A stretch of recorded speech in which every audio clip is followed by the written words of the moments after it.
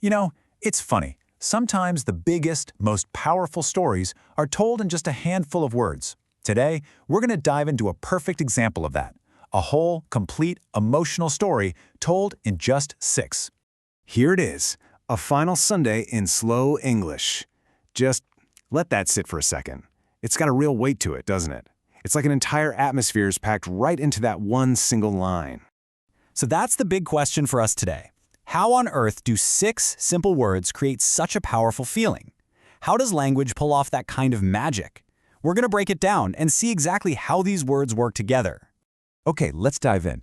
To really get the power of the full phrase, we've got to look at the individual parts first. It's like taking apart an engine to see how it runs. We're going to check out each keyword to see what makes it tick. Let's start with this word right here, final. Now, we hear this all the time, right? The final exam, the final episode of a show. But in this context, it feels different. It carries a much, much heavier weight. And here's the key. Think about the difference between final and last. The author could have just said, a last Sunday. That just kind of implies it's part of a sequence, you know? The last one before the next one. But final, whoa, that suggests something way more permanent, like a door is closing for good. It adds this sense of gravity, an ending that you just can't undo.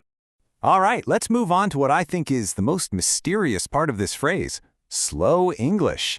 I mean, that's not a term you hear every day. It's so poetic, so evocative, and it is just packed with meaning. And this is just a brilliant example of ambiguity working perfectly. Does slow English mean someone is struggling, carefully picking out every single word in a new language? Or does it describe a mood so heavy that time itself, even conversation, just slows right down? It could even be a positive thing, like a really mindful, deliberate way of talking. What's your gut reaction? Which one of those speaks to you? So we've looked at the individual pieces. Now let's put them back together.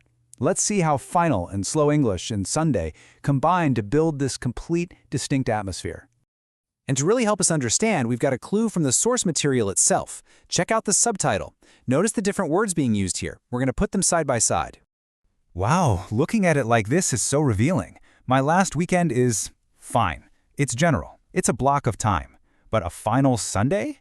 That is incredibly specific. It pins that whole feeling down to one single important day.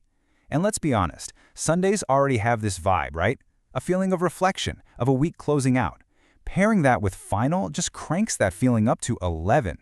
So when you mix it all together, the permanence of final, the specificity of Sunday, and that ambiguous, heavy pace of slow English, you get this incredible atmosphere. It's not just sadness, it's a thoughtful melancholy.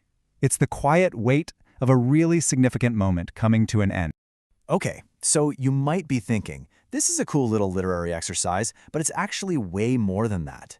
Understanding how this phrase works gives us a blueprint for being more powerful communicators in our own lives, whether we're writing an important email, a presentation, or heck, even just a text message. So, what can we take away from this? 3 big things. First, be specific. Instead of saying a project was hard, try talking about the final Monday of that project. See? It paints a much clearer picture. Second, use evocative words. A long meeting is one thing, but a heavy meeting? That feels completely different, doesn't it?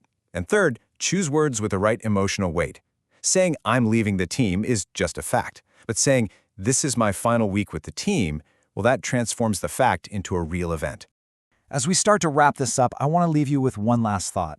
We're all authors of our own stories, and the words we choose to describe our own experiences, they really, really matter. So think about your own life right now. Are you just having a busy month? Or could it be the final push before a new beginning? The language we use doesn't just describe our reality, it can actually help shape it. So what story are your words telling? Thanks so much for joining me.